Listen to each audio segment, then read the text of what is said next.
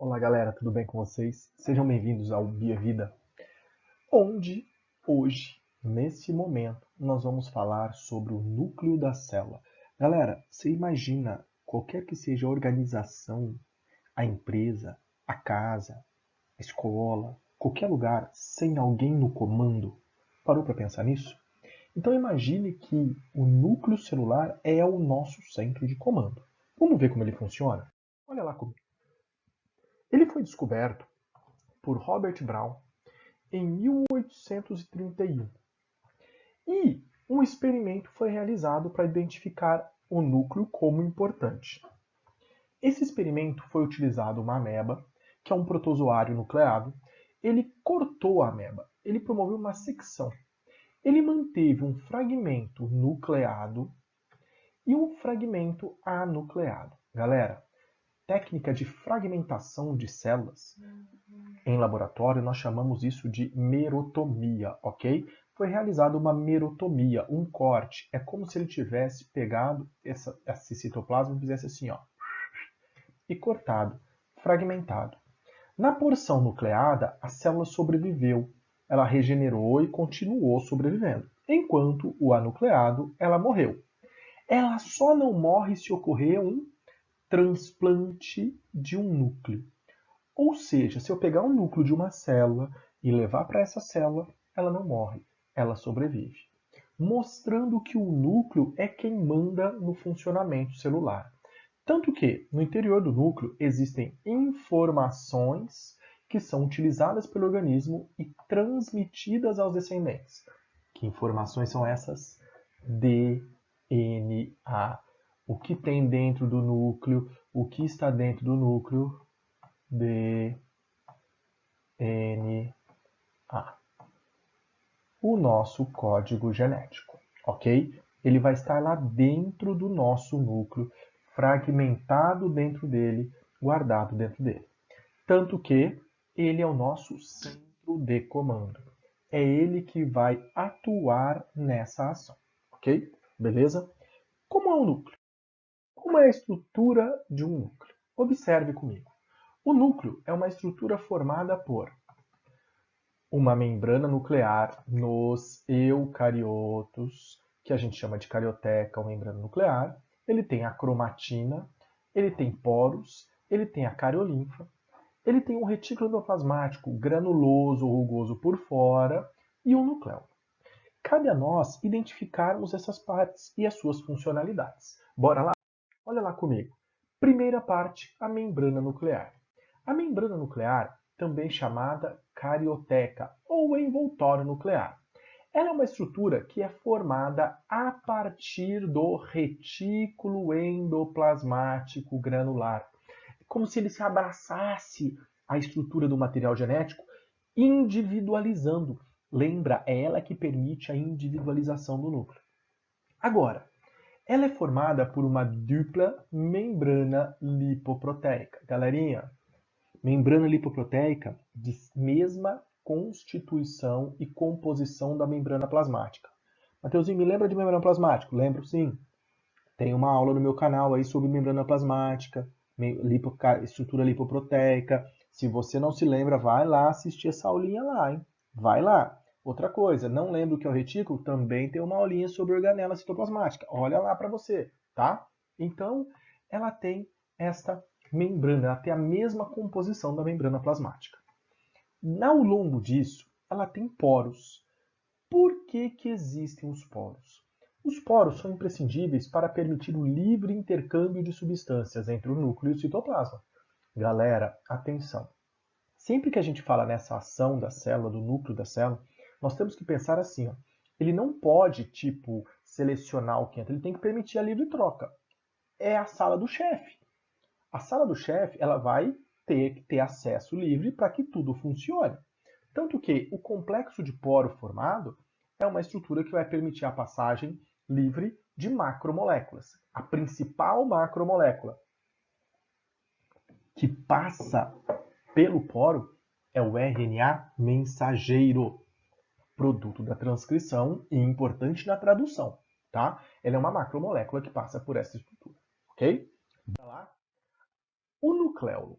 Quem é o nucleolo? O nucleolo é uma estrutura constituída por proteínas e RNA ribossômico. Ele é uma estrutura constituída por proteínas. A sua formação se dá a partir de uma região do DNA chamada de NOR, região organizadora de núcleo. É um segmento do DNA que vai ser responsável por formar o núcleo. É o nucleolo responsável por formar os ribossomos. Mateuzinho, quem são os ribossomos? Organelas responsáveis pela síntese de proteínas, beleza? Ribossomo, organela responsável pela síntese de proteínas. Não lembra? Tem aulinha para vocês no canal. Assiste lá, não se esqueça, se inscrevam. 1000 é vida. Ok? Então, a região organizadora do nucleolo produz o nucleolo forma o ribossomo. O nucleolo está no núcleo, o ribossomo no citoplasma. Gente, existem células que não têm nucleolo. Existem células que têm um nucleolo, 2 nucleolos, até 3 nucleolos. Qual é a relação e a diferença? A relação é a seguinte: quanto maior o número de nucleolos, maior a quantidade de ribossomos. Consequentemente, é uma célula que vai ser totalmente focalizada no processo de produção de proteínas. Galera, você consegue identificar a função da célula olhando o núcleo. Se ela tem vários nucleolos, é uma célula estritamente produtora de proteínas. Muita atenção. Outro detalhe, o que acompanha? Se eu tenho muito nucleolo, eu vou ter que ter muitos poros na membrana para permitir livre intercâmbio de moléculas, galera. O RNA precisa sair para ter transcrição e tradução em grande quantidade. Então, ok? Cuidado com essa ação. Eu já vi provinha falando isso para vocês. Muito cuidado. Número de nucleolo relacionado com a síntese de proteína. Número de nucleolo, síntese de proteína. Por que tem relação? Porque é o nucleolo que produz o ribossomo onde a proteína é produzida. Beleza? Anotaram? Anota. Ok? Agora, nós temos a cromatina. Cromatina tem DNA. Do núcleo ela controla a atividade celular. Cromatina tem DNA. Ela é formada por moléculas de DNA. Então, o termo está caracterizado pela associação entre moléculas de DNA e proteínas chamadas histonas. A cromatina é uma associação, onde o que nós vamos ter? Nós vamos ter essa constituição aqui, ó, a molécula de DNA associando-se às histonas, formando essa estrutura que vai chegar na nossa cromatina, beleza? Que vai chegar na nossa cromatina. Tranquilo? Então é uma associação. Tanto que nós vamos encontrar a cromatina dividida em duas porções, a região de heterocromatina e a região de eucromatina. Vamos diferenciar? A região de eucromatina, ela é um filamento menos condensado e que apresenta atividade genética. Gente, é a região ativa da cromatina. É a região ativa. Já a heterocromatina é a região condensada, inativa. Galera, guardem o que eu vou falar agora para vocês. Todas as nossas células possuem todos os nossos genes para todas as nossas características. Um gene que expressa, por exemplo, a insulina, ele está presente no seu dedão do pé, no seu dedão da mão, em qualquer lugar. Mas ele está funcionando? Não, ele não está sendo expresso. Então, ele está na forma de heterocromatina. Já um gene, esse mesmo gene, ele vai estar sendo expresso lá nas células dos seus pâncreas, lá nas ilhotas pancreáticas. Nesta célula, ele vai estar na forma de eucromatina. Então, o que diferencia funcionalmente as células é justamente qual porção de eu e heterocromatina está funcionando naquela célula. É a análise das porções de eu e heterocromatina daquela célula que vai determinar a sua função, ok? Qual parte do DNA está ativo é que determina a função, beleza? Tranquilo isso? E o que são cromossomos? Porque eu falei cromatina, você deve falar, Mateuzinho, cromatina. Mas o que são cromossomos, galera? Cromossomos, tá? Olha lá. O cromossomo nada mais é do que uma cromatina condensada que aparece durante a divisão celular. Por isso que você vê um xizinho, porque ele está duplicado. Quando a célula vai entrar em divisão, ela duplica o material genético. O que eu tenho? Eu tenho um centrômero que divide o cromossomo em 2 braços. Se você pegar isso aqui, ó, o que tem aqui nessa posição é a mesma coisa, é um cópia do outro, ok? Em alguns cromossomos, nós temos o que nós chamamos de constrição secundária. Só um detalhe, o centrômero também é chamado de constrição primária, tá? E o satélite? Alguns autores dizem que o satélite é onde está a NOR, lembra? Só um detalhe, a porção terminal do cromossomo, a porção final de um cromossomo é chamada de telômero. À medida que você envelhece, o telômero diminui, que é o que relaciona a sua idade. Beleza? A diminuição do telômero, que é a porção terminal do cromossomo, diminui com o passar da idade. Esse cromossomo, nós vamos encontrar 4 tipos, classificados conforme a posição do centrômero. Metacêntrico, são cromossomos cujo centrômero está na posição mediana, do meio. Eu tenho braços de igual tamanho nesses cromossomos. Esse braço é exatamente igual a esse.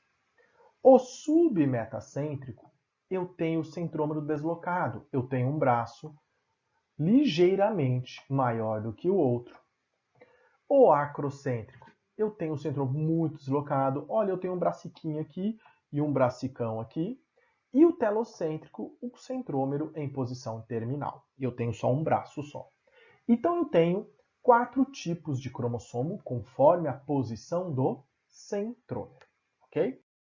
Agora, eu tenho esse conceito de célula haploide e célula diploide. Galera, observa comigo. O que é uma célula haploide e o que é uma célula diploide? Percebam, células haploides são células que possuem pares de cromossomos. Esses pares de cromossomos que caracterizam uma célula diploide são chamadas cromossomos homólogos. Só existe cromossomo homólogo em célula diploide. Por exemplo, o termo diploide, vou colocar em vermelhinho para vocês, ele é ilustrado pelo 2N, enquanto o haploide é por N. Eu tenho aqui 2N igual a 6, porque eu tenho 6 cromossomos, na verdade, 3 pares de cromossomos homólogos. Aqui eu tenho metade do número deles. Cromossomos homólogos, pares de cromossomos idênticos em forma, tamanho, tipo, sequência de genes. Por isso que célula diploide sempre é a célula que possui cromossomos homólogos. Por que você é um ser diploide? Porque você tem um cromossomo do pai e um cromossomo da mãe, os cromossomos homólogos. Beleza? Na espécie humana, nós temos 2N igual a 46 cromossomos, 23 pares de cromossomos homólogos, e os nossos gametas são haploides com 23, com metade do número de cromossomos. Ok? Aí você tem o termo genoma. O que é o termo genoma? É o conjunto, é a análise do conjunto haploide de cromossomos do indivíduo. Quando você fala em projeto genoma, você quer analisar a quantidade de alelos que você tem, o como ele vai se expressar. Para que eu vou analisar os 2 cromossomos se eles são idênticos na forma, na sequência, no tamanho, no tipo de gene? Então eu analiso um. Por isso que o projeto genoma visa analisar o conjunto haploide de cromossomos de um indivíduo. Beleza? Galerinha, logo eu volto com mais ações ligadas aos cromossomos. Já instigando vocês para vocês pensarem, nós temos um par de cromossomos diferentes, né? O cromossomo X e o cromossomo Y. O que são eles? X e Y. Quem é macho, quem é fêmea? Eu tenho que ter um par. XX, XY, YY. Como que funciona isso? Eu quero saber isso de vocês. Instiguem, procurem, busquem isso aí. E eu volto logo. Lembra lá. Bia Vida, Mateuzinho com vocês sempre. Um beijo e até a próxima.